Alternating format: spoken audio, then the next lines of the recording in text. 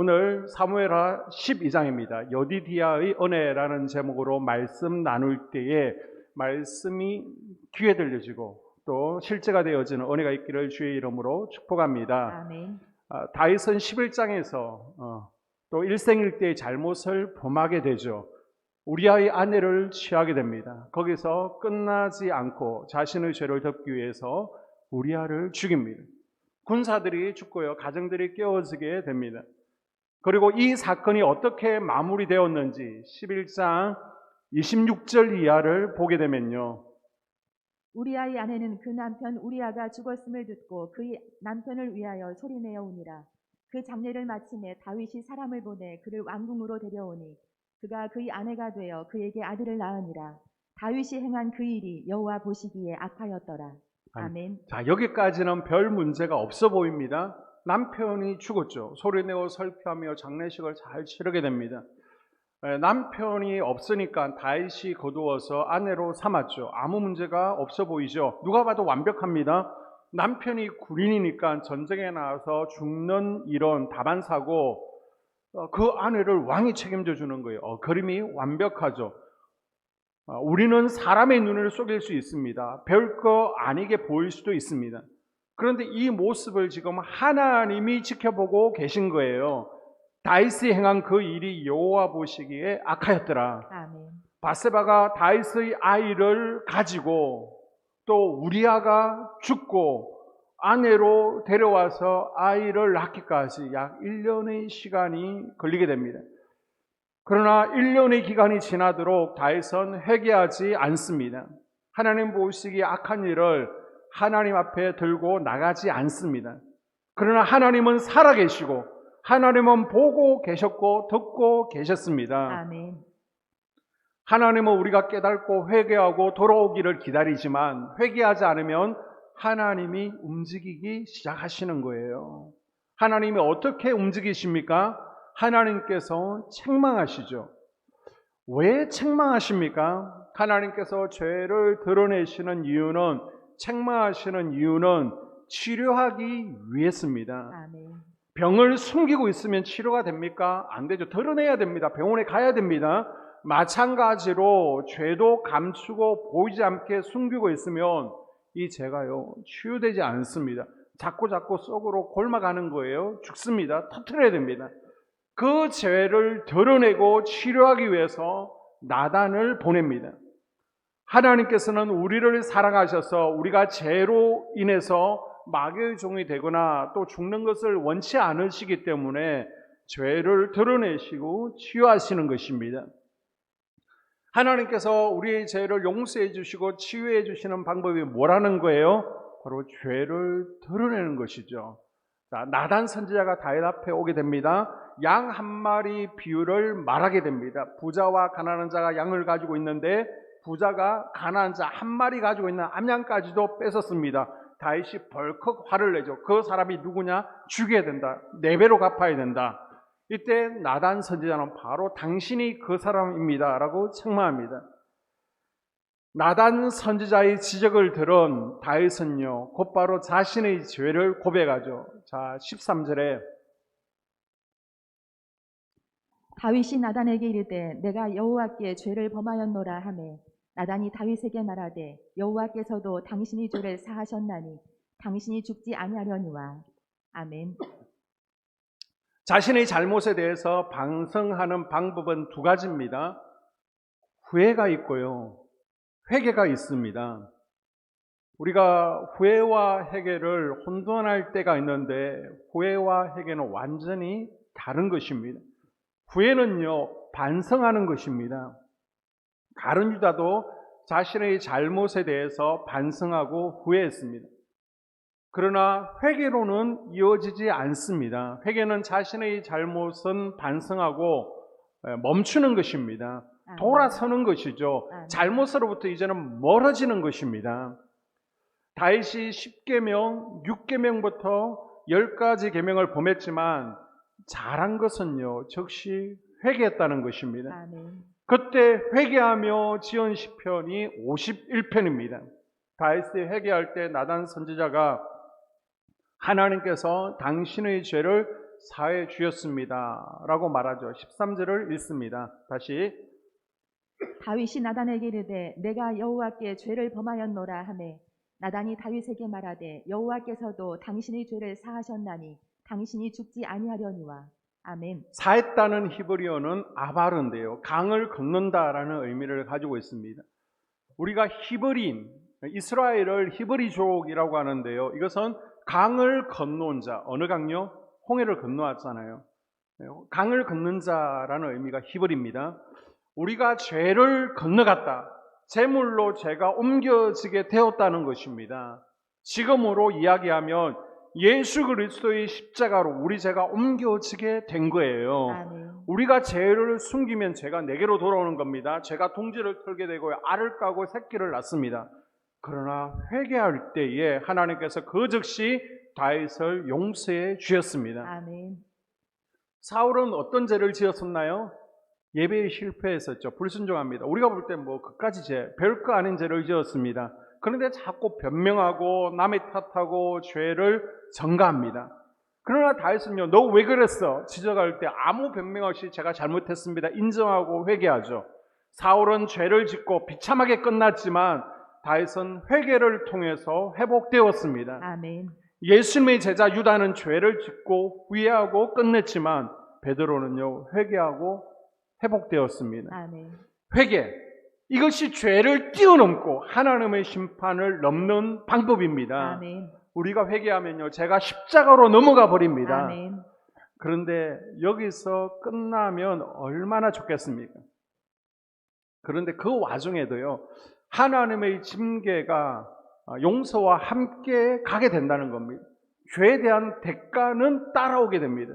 아니, 하나님 용서해 주시면 깔끔하게 용서해 주시지 왜 대가를 치르게 하실까요? 그 대답이 14절에 있습니다. 이 일로 말미암아 여호와의 원수가 크게 비방할 거리를 얻게 하였으니. 아멘. 사단 마귀가 좋아하는 짓을 하게 되면 하나님도 어쩔 수 없습니다. 구약시대 때 사단이요, 하나님께서 이제 보좌에서 회의를 열게 되면 이 천상회의에 참석하게 됩니다. 그리고 하나님 앞에서 사단의 역할은요, 사람들을, 하나님의 백성들을 참소하는 것입니다. 자, 욥기 1장과 2장에 보게 되면 하나님 앞에서 사단이요, 욥을 참소하죠. 죄가 없어도 참소합니다. 그리고 열왕기상 22장에 보게 되면요, 이제 누가 길르앗 라못으로 아합을 끌고 갈 것인가, 아합을 심판받게 해야 되는데 하나님께서 저 아합을 누가 사용할 것인가 라고 했을 때 사단이요, 제가 선지자 400명의 입 가운데 들어가겠습니다. 그래서 거짓말을 하겠습니다. 그때 하나님께서 허락해 주시죠. 그리고 스가랴서 3장을 보게 되면 이제 포로에서 돌아왔을 때 스룹발벨과 여호수아가 정치적인 지도자 또 대제사장이 되게 되는데요.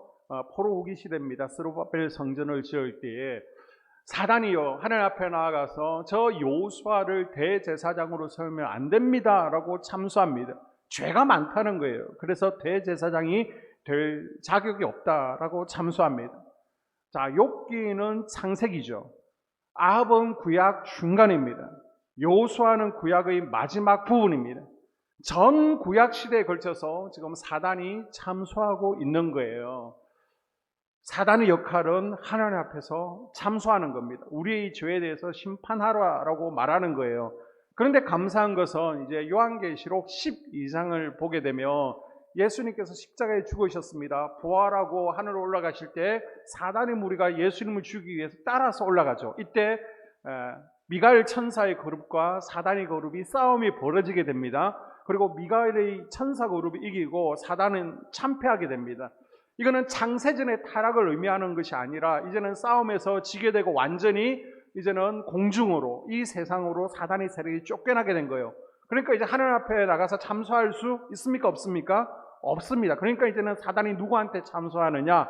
우리 개개인에게 참소하는 겁니다. 그걸 이제 여러분 죄책감이라고 하는 거죠. 우리 마음에다가 계속 너 죄 지었잖아, 권사가 그러면 돼, 너 하나님의 자녀잖아, 지었는데 또 죄 지었네, 너는 하나님께 버림받았어, 이렇게 계속해서 우리 마음에 참소를 하게 됩니다. 그래서 계속 우리가 죄책감 속에서 눌리게 하는 것이죠. 자, 야고보서 1장 14절에 보게 되면 사단이 사람을 유혹할 때 욕심을 보고, 정확히는 약점을 보고 미끼를 던지고 참수한다라고 하고 있습니다. 자녀에게 약하든지, 아니면 물질에 약하든지, 아니면 술에 약한지, 여자에게 약한지, 성질이 들어온지. 그래서 성질이 들어오면 싸우게 만드는 거예요.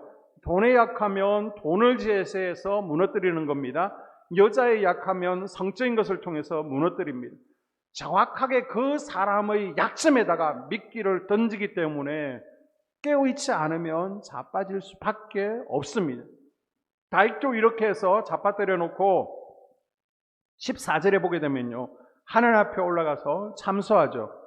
하나님이 공의로 심판하실 때까지 계속해서 참소합니다. 마치 판사 앞에서 검사가 이거 법대로 심판해야 됩니다 라고 하는 것처럼 사단이 하나님 앞에서 다윗의 죄에 대해서 이거 심판해야 됩니다, 법대로 해야 됩니다, 공의로 심판하라, 심판하라, 이렇게 말하고 있는 거예요. 자, 원수로 하여금 비방거리가 되게 하였고 원수 마귀가 참소하기 때문에 하나님도 지금 다윗을 안 때릴 수가 없다는 것입니다. 그리고 다윗을 지금 안 때려 놓으면요, 다음에 범죄하면 하나님이 또 사단의 비방을 받아야 되기 때문에, 그래서 사랑하는 다윗을 처음부터 세게 때리시는 겁니다. 그래서 여러분, 죄를 범하면요, 회개하면 되지.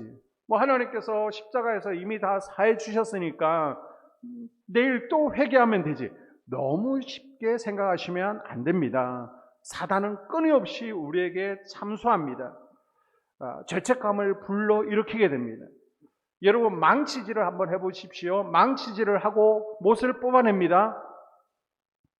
그러면 못 자국이 계속해서 여전히 남아 있습니다.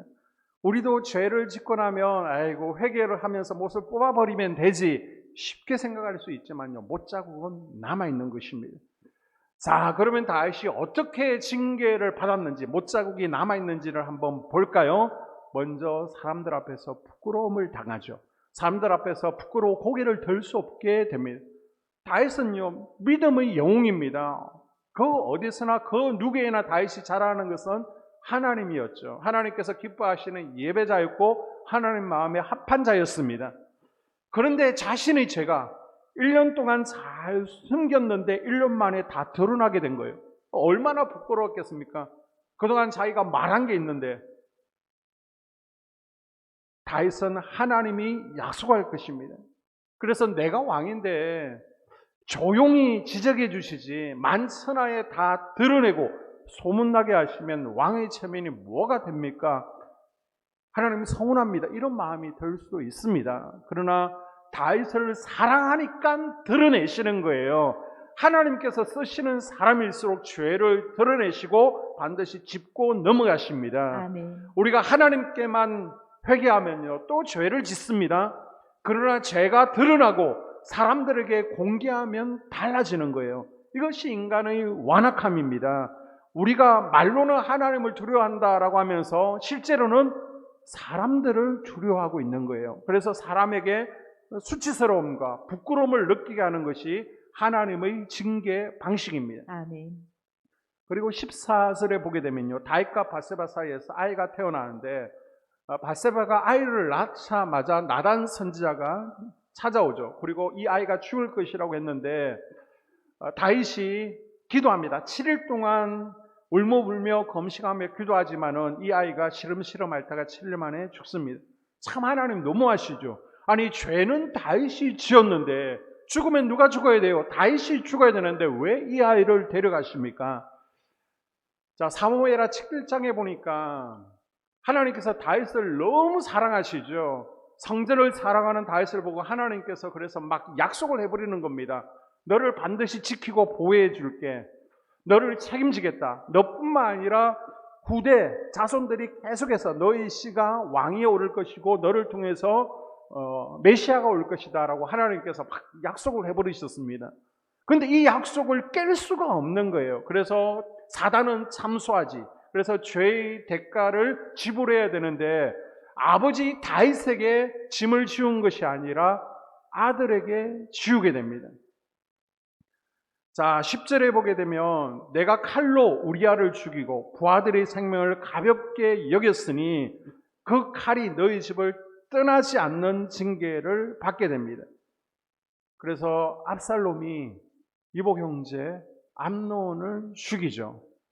그리고 아들 압살롬이 반역했다가 또 요압에게 죽임을 당하게 됩니다.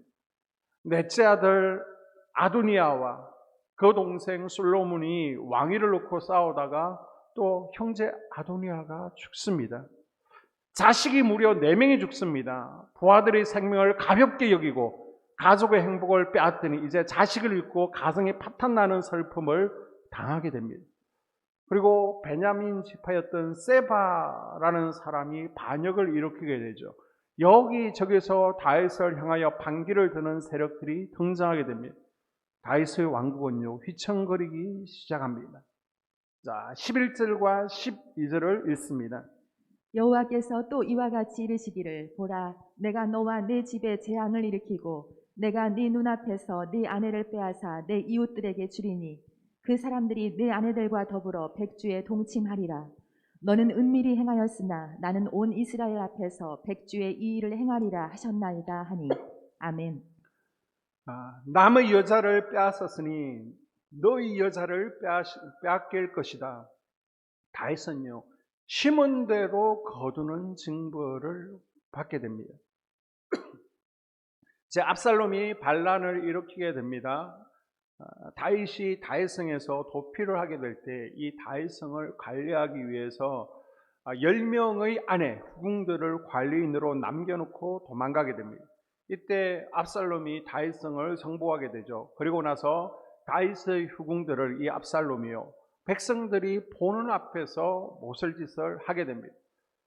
다윗은요, 침상에서 비밀리에 행했지만 그 아들은 백주 대낮에 모든 백성들이 보는 앞에서 죄를 범합니다.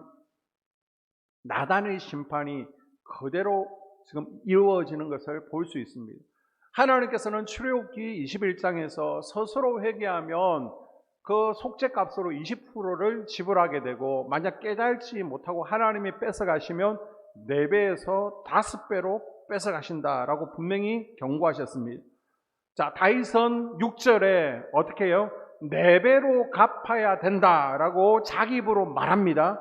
그래서 지금 4배로 당하고 있는 겁니다. 여러분, 죄는 용서받지만 죄의 결과가 없어지는 것은 아니에요. 하나님께서 가르치시는 징계는 따라오게 됩니다. 우리가 자칫 잘못 판단해서 도둑질을 할 수 있습니다. 그러면 하나님 용서는 받을 수 있어요. 근데 김서영 장로님이 가만히 있겠어요? 형사처벌을 받아야 되는 겁니다. 기억하십시오. 하나님의 죄는 용서해 주십니다. 그러나 대가는 있는 거예요. 하나님은 우리가 죄를 지을지라도 회개하면 아무리 주홍빛과 같은 죄라고 할지라도 눈과 같이 희게 해주십니다. 십자가로 옮겨주십니다. 완전히 삭제해 주십니다. 그렇다고요, 우리가 죄를 또 지으면 안 된다는 거예요. 아멘. 자, 언제 조심하라고 합니까?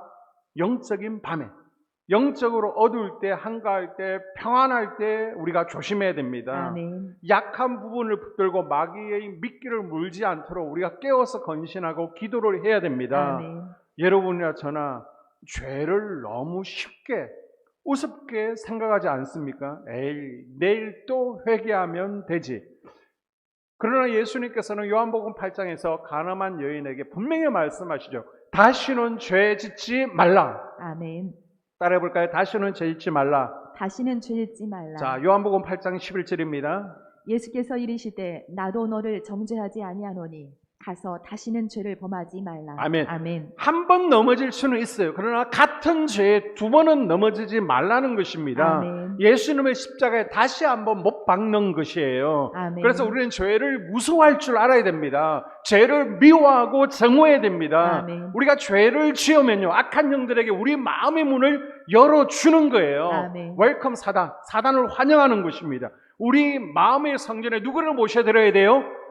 하나님의 영을 모셔드려야 되는데 이건 악한 영을 불러드리는 겁니다. 죄를 지으면 우리는 사람들을 의식하고 두려워하는 것이 아니라 하나님을 의식해야 되고요. 하나님의 영 성령이 나에게서 떠나는 것을 우리는 두려워해야 되는 것입니다. 아멘.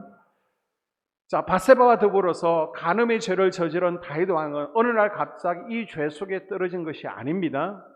한번 잠깐 실수한 것으로 우리가 생각할 수 있는데요. 자, 사무엘하 5장에 보게 되면 다윗이 왕위에 오르게 되죠. 물론 영적으로 하나님 앞에 가까워지려고 노력했지만 또 무엇을 하느냐? 아내를 많이 두게 됩니다. 첩에 또 첩을 두고 있습니다. 그 당시 문화적으로 남자들이 여러 명의 아내를 소유하는 것은 허용되어 있었습니다. 더군다나 왕이잖아요. 그래서 다른 나라들과 좋은 동맹 관계를 맺기 위해서 전략적으로 정략 결혼하는 것은 세상적인 관점에서 볼 때는 당연해 보입니다. 그러나 이건 하나님의 뜻은 아니었어요. 하나님은 일체제를 원하시고요. 특별히 왕은 아내를 많이 두지 말라, 정략 결혼하지 말라는 겁니다. 하나님만을 의지하라는 것입니다. 그런데 오늘 바세바를 만나기 이전에 다윗은요, 이미 많은 아내를 두었습니다. 다윗의 마음 가운데는요, 여자를 향한 마음이 흐르고 있었습니다. 자, 신명기 17장에 왕의 자격이 나오고 있죠. 아내를 많이 두지 말라. 이 하나님의 경고를요, 다윗은 무시했습니다. 굳이 따진다면 다윗의 약점이 뭐라는 거예요? 여자라는 것입니다. 다윗은 혈기 분노는 이겨냈습니다. 원수 같은 사울을 가슴에 품었습니다. 골리앗은 이겼습니다. 그러나 여자 앞에서 무너집니다. 이 약점을 끊어내지 못했을 때 자식들에게 물려줘야 할 값비싼 대가가 있다는 사실을 다윗은 깨달지 못했던 거예요. 그래서 다윗의 피가 자녀들에게 흐르잖아요. 아들 솔로몬을 보십시오. 아내가 몇 명이에요? 아내가 1000명이었습니다. 아들 압살롬이 아버지의 후궁들을 사람들이 보는 앞에서 동침합니다. 아들 암논이요, 딸 다말에게 나쁜 짓을 했습니다. 다윗의 이 정욕이 자녀들에게 그대로 전이되는 것을 볼 수 있습니다. 아주 오래전에 한 분이 딸의 문제로 상담하러 오셨습니다. 이제 갓 고등학교를 졸업한 딸이요, 행실이 너무 엉망이라고, 속상해 죽겠다고, 어떻게 하면 좋겠냐고. 말도 듣지 않습니다. 가출도 밥 먹게 합니다. 맨날 바라바라 불량 오빠들하고 막 오토바이 뒤에 타고 다니고, 너무 속상하다는 거예요. 함께 기도합시다. 기도하는데 하나님께서요, 이건 딸의 문제가 아니다, 엄마의 죄를 지적하시는 것입니다. 엄마가 젊은 시절에 그렇게 살았는데 회개는 했지만은 이것을 끌어내지를 못한 겁니다. 그래서 그 딸이 엄마의 행실을 그대로 답습하고 있는 것입니다. 그래서 여러분, 회개하는 것과 영을 끊어내는 것은 다르다는 것을 분명히 기억하셔야 됩니다. 회개했더라도요, 그 영을 끊어내지 않으면 또 쓰러질 수 있습니다. 내가 쓰러지는 것뿐만 아니라 우리 자녀들도 똑같은 문제에 쓰러질 수 있는 겁니다. 자녀들에게 전이 될 수 있습니다. 아브라함을 보십시오. 아브라함이 거짓말하니까 이삭이 계속해서 거짓말 하잖아요. 그래서 회개하는 것으로 끝나는 것이 아니라 단호하게 끌어낼 수 있기를 주님의 이름으로 당부를 드립니다. 아멘. 우리 하나님은요, 공의의 하나님이세요. 심판하십니다. 그러나 항상 자비가 함께 따라오죠. 다윗이 범죄했을 때 공의의 징계만 있었던 것이 아니라 하나님께서 부어주시는 복이 함께 따라오게 됩니다. 그게 뭐예요? 다윗이 죽지 않고 살아남은 것이 복이고 은혜였습니다. 아멘. 자, 레위기 20장에 보니까 간음한 자는 죽이는 게 율법이에요. 24장에서도 살인자는 죽이는 게 보입니다. 율법에 하면 다윗은 죽어 마땅하죠. 그러나 내가 죄를 범했습니다. 회개할 때 하나님께서 용서해 주십니다. 너 죽이지 않을게, 하나님께서 살려주셨습니다. 이게 복입니다. 아멘. 그리고 24절 이하에 보게 되면 하나님께서 다윗을 일으켜 세워주시고 다시 회복시켜 주시죠. 다윗이 그의 아내 바세바를 위로하고 그에게 들어가 그와 동침하였더니 그가 아들을 낳음에 그의 이름을 솔로몬이라 하니라. 여호와께서 그를 사랑하사 선지자 나단을 보내 그의 이름을 여디디아라 하시니 이는 여호와께서 사랑하셨기 때문이더라. 아멘. 하나님은 죄는 미워하시지만, 죄를 책망하시지만 망하게 하지는 않습니다. 아멘.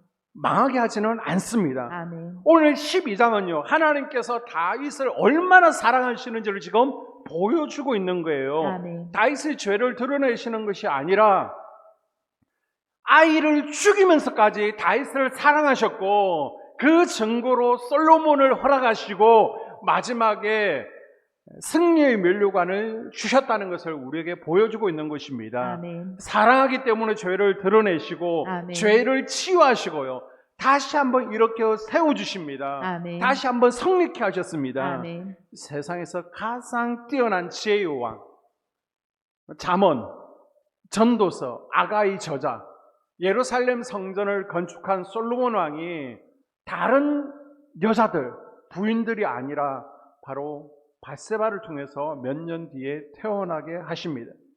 그리고 이름을 뭐라고 지어요? 따라해볼까요? 여디디야. 여디디야. 여디디야의 야는 야훼를 의미하고요. 여디디는 사랑을 받았다, 사랑을 입었다라는 의미를 가지고 있습니다. 아니 어떻게 범죄한 자식인데 하나님의 사랑을 입었습니까? 죄인의 아들입니다. 다윗과 밧세바의 아들입니다. 그러나 하나님께서 사랑하신다.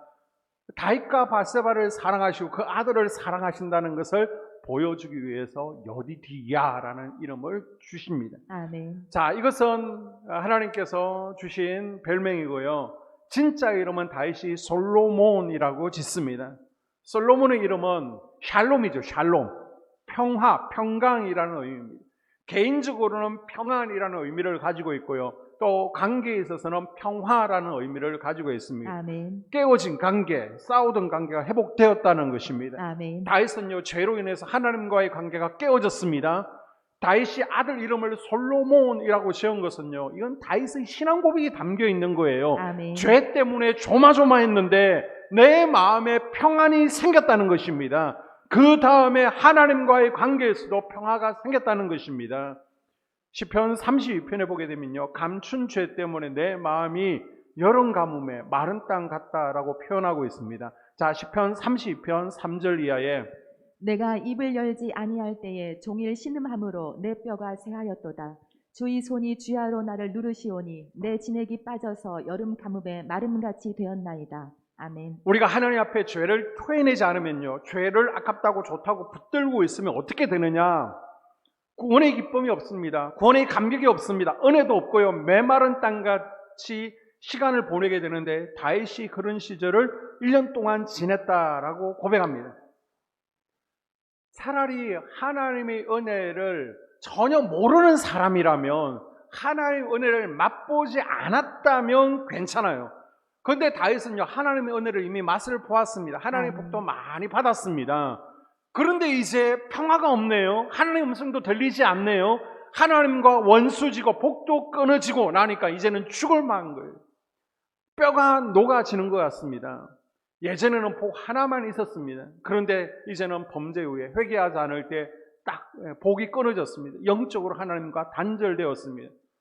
그런데 하나님 앞에 무릎 꿇고 하나님, 제가 범죄했습니다. 회개하니까요, 이제 너희 죄가 굴러갔다, 재물에게로 넘어갔다, 용서해 주시고요, 복을 회복시켜 주십니다. 아멘. 관계를 회복시켜 주십니다. 아멘. 자, 29절 보게 되면요, 다윗이 모든 군사를 모아 라빠로 가서 그곳을 쳐서 점령하고. 아멘. 아멘.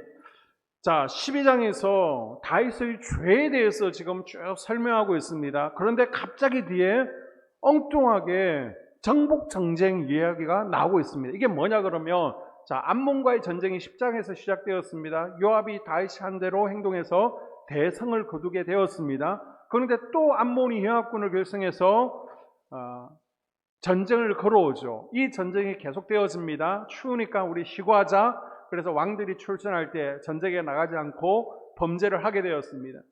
그리고 그 시간이 계속해서 지나가는 거예요. 수도 암몬의 수도 라빠는요, 정복할 듯 하는데 정복하지 못하고 지지부진합니다. 아니, 가는 데마다 이기던 다윗이 지금 이길 듯 하는데 다 이겼어요. 그런데 조그마한 수도 라빠 하나를 정복하지 못하고 지금 계속해서 전쟁을 하고 있는 것입니다.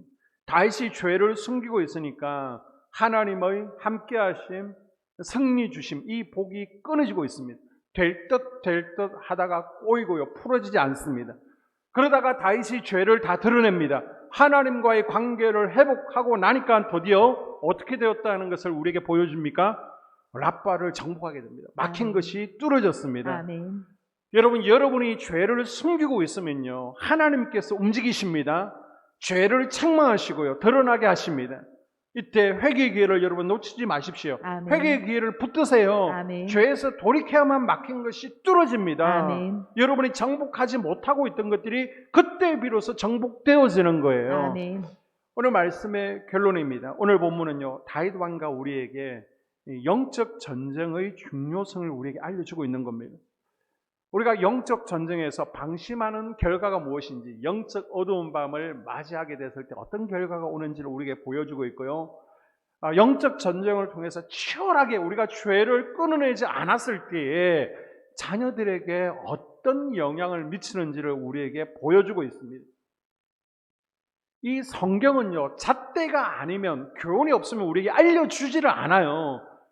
지금 이 이야기가 다윗에게 유리한 이야기가 아닌데 왜 기록하고 있습니까? 다윗한테만 해당되었으면 빼버렸을 것입니다.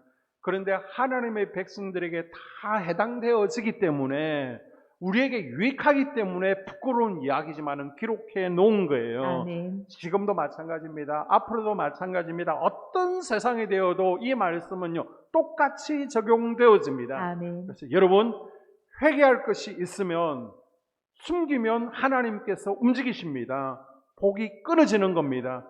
될 듯 꼬이는 것을 기억하시고 하나님 앞에 토해내십시오. 아멘. 반드시 잘라내셔야 됩니다. 아멘. 그리고 만약 죄의 대가를 내가 치르고 있다면 우리 하나님께서 망하게 하시는 게 아니에요. 힘을 내십시오. 하나님이 나를 사랑하시는 증거입니다. 아멘. 그리고 죄를 너무 쉽게 생각하지 마시고요. 뭐 내일 또 회개하면 되지, 아닙니다. 못 자고 남게 됩니다. 죄를 두려워하십시오. 죄를 미워하고 정오하십시오. 아멘. 성령님이 떠나는 것을 기억하십시오. 아멘.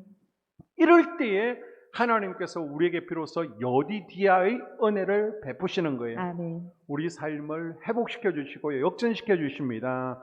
하나님의 사랑을 입은 자가 되어지고요, 막혔던 통로가 열어지고요, 우리가 정복하지 못하고 있던 것들을 드디어 정복하고 이기는 자가 되는 것입니다. 아멘.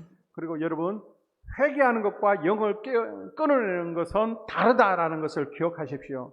그래서 죄를 짓게 하는 사단 마귀를 끊어내는 작업이 필요합니다. 아멘. 에이, 회개하면 되었지.